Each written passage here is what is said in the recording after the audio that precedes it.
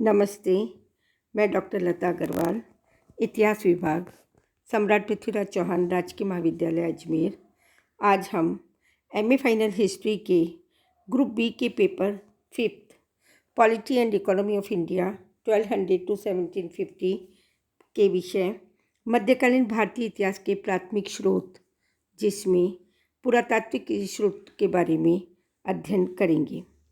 इतिहास को लेखबद्ध करने के लिए हमें साधन की आवश्यकता होती है और वही साधन स्रोत कहलाते हैं।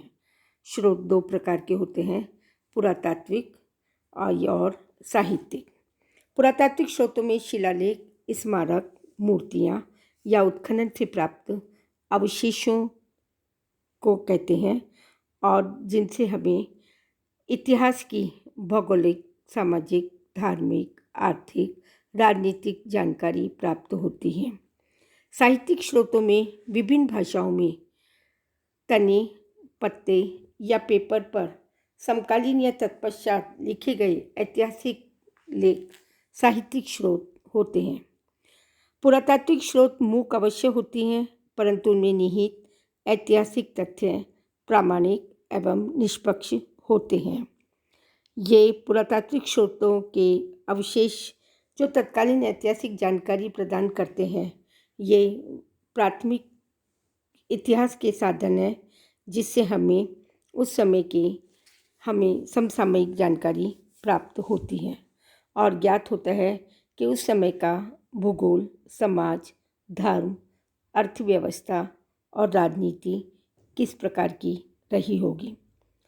सल्तनत काल के सुल्तानों और मुग़ल काल के सम्राटों ने विभिन्न शिलालेख, स्मारकों का अरबी फारसी भाषा में उत्कीर्ण करवाया, जो मूलतः मस्जिद, मकबरे, मीनारे तथा भवनों आदि पर उत्कीर्ण हैं, जैसे दिल्ली की कुतुब मस्जिद, दिल्ली के सुल्तानगढ़ी, गोल गुंबद मोहम्मद आदिल शाह का मकबरा, बाबर, शेरशाह सूरी, हुमायूं, अकबर, शाहजहाँ और औरंगजेब के मकबरे पर उत्कीर्ण आलेख पुरातात्विक स्रोत के अंदर सम्मिलित किए जाते हैं। इसी प्रकार अजमेर के अंदर तारागढ़ पर सैयद हसन मशादी की दरगाह के शिलालेख, मेड़ता की जामा मस्जिद के अभिलेख, दरिया खान का मकबरा, छोटा खान का गुंबद, फिरोज शाह तुगलक का स्मारक आदि पर उत्कीर्ण अरबी फारसी भाषा के लेख से हमें तत्कालीन ऐतिहासिक तथ्यों की जानकारी प्राप्त होती है। सल्तनत काल में कुतुबुद्दीन ऐबक ने अजमेर के चौहान साम्राज्य के द्वारा बनाए गए संस्कृत कंठाभरण को तोड़कर उसने वहाँ 2.5 दिन का झोपड़ा एक मस्जिद का निर्माण कराया। उस संस्कृत कंठाभरण के शिलालेखों पर संस्कृत भाषा में कई वैदिक मंत्र उल्लेखित या लेखबद्ध किए गए थे, जिससे हमें जानकारी मिलती है कि 2.5 दिन का झोपड़ा के पूर्व में यहाँ पर संस्कृत कंठाभरण या कोई विद्यालय स्थित था। धर्मांध मुस्लिम मुग़ल सम्राटों और सुल्तानों और मुग़ल सम्राटों ने हिंदुओं की अनेक मूर्तियों और मंदिरों को नष्ट कर मस्जिद में परिवर्तित कर दिया। उत्खनन से प्राप्त ये शिलालेख हमें ऐतिहासिक समसामयिक इतिहास के बारे में जानकारी प्रदान करते हैं। इस प्रकार भारतीय और मुस्लिम कला, संस्कृति तथा आध्यात्मिक साधना का उत्कृष्ट दिग्दर्शन कराती है।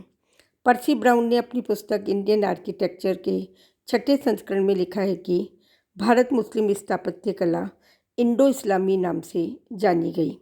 विसेंट स्मिथ ने इंडो मोहम्मडन आर्ट भारतीय मुस्लिम कला के नाम से इसे संबोधित किया और फर्ग्यूसन ने भारत में सुल्तानों, मुगलों और भारतीय सम्राटों द्वारा स्थापित भारतीय कला के हिंदू मुस्लिम कलात्मक समायोजन को एक विशिष्ट कला का नाम दिया। फलतः मध्यकाल में भारत में पल्लवित पोषित स्थापत्य कला पर उत्कीर्ण शिलालेख, स्मारक और मूर्तियाँ अपने समय के ऐतिहासिक स्रोत हैं।